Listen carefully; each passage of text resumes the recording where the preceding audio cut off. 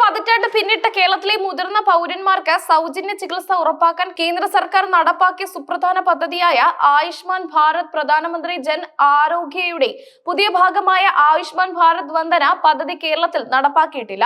70 വയസ്സ് കഴിഞ്ഞവർക്ക് 5 ലക്ഷം രൂപയുടെ അധിക ചികിത്സാ സഹായം ഉറപ്പാക്കുന്ന ഈ പദ്ധതിയെ സംസ്ഥാന സർക്കാർ തള്ളിക്കളഞ്ഞത് പ്രത്യേക കേന്ദ്ര ധനസഹായം ലഭിക്കുമെന്ന ഉറപ്പില്ലാത്തതിനാലാണ് എന്നാണ് പ്രാഥമിക സൂചനകൾ. 2018 പാവപ്പെട്ട കുടുംബങ്ങൾക്ക് പ്രതിവർഷം 5 ലക്ഷം രൂപ വരെ സൗജന്യ ചികിത്സാ സഹായം നൽകുന്ന ABPMJY പദ്ധതി രാജ്യവ്യാപകമായി നടപ്പാക്കിയത്.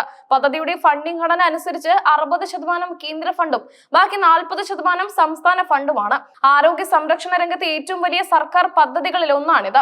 കേരളത്തിൽ ഈ കേന്ദ്ര സഹായം ഉപയോഗിച്ച സംസ്ഥാന സർക്കാർ ആയുഷ്മാൻ ഭാരത് കാസ്പ് എന്ന പേരിൽ പദ്ധതി നടപ്പാക്കുന്നുണ്ട്. ഇതിനനുസരിച്ച് പാവപ്പെട്ട കുടുംബത്തിലെ എല്ലാ അംഗങ്ങൾക്കും 5 ലക്ഷം രൂപയുടെ സൗജന്യ ചികിത്സാ കവറേജ് ലഭിക്കുന്നുണ്ട്. കേന്ദ്ര പദ്ധതിയുടെ ആനുകൂല്യങ്ങൾ സംസ്ഥാന പദ്ധതിയുമായി സംയോജിപ്പിച്ചാണ് ഇത് നടപ്പിലാക്കുന്നത്. എന്നാൽ വിവാദത്തിന് തിരികൊളുത്തിയിരിക്കുന്നത് കഴിഞ്ഞ വർഷം കേന്ദ്ര സർക്കാർ പ്രഖ്യാപിച്ച പുതിയ പദ്ധതിയാണ്. ഈ പുതിയ വ്യവസ്ഥ പ്രകാരം 70 വയസ്സ് കഴിഞ്ഞ എല്ലാ വ്യക്തികൾക്കും 5 ലക്ഷം രൂപയുടെ അധിക കവറേജ് ഉപാധി രഹിതമായി ലഭിക്കും. ഈ വിഭാഗം ആളുകൾക്ക് വേണ്ടിയാണ് പ്രത്യേകമായി ആയുഷ്മാൻ ഭാരത് വന്ദന കാർഡ് കേന്ദ്രം വിഭാവനം ചെയ്തിരിക്കുന്നത്.